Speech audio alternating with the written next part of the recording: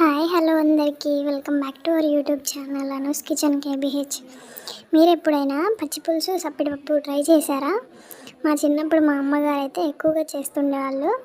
దానికోసం ముందుగానే ఒక పెద్ద నిమ్మకాయ సైజ్ అంత చింతపండు నానబెట్టుకున్నాను. మరోవైపు ప్యాన్లో ఒక 7-8 ఎండుమిర్చి వేసేసి ఫ్రై చేసి బాగా ఒక గిన్నెలోకి వేసుకున్నాను. అందులో ఒక 2 స్పూన్స్ జీలకర్ర, రుచికి సరిపడా ఉప్పు అన్నిటినీ ఇలా చేతితో క్రష్ చేసి అందులోకి కట్ చేసుకున్న ఉల్లిపాయ ముక్కలు, ఒక కప్పు బెల్లము మరోసారి కలిపేసి అందులో చింతపండు రసం పోసి అలాగే అందులోకి ఒక గ్లాస్ వాటర్ కూడా యాడ్ చేసుకొని ఫైనల్గా కొంచెం కొత్తిమీర వేసి బాగా కలిపేసుకుంటే టేస్టీ పచ్చి పులుసు అయితే రెడీ అయిపోయింది.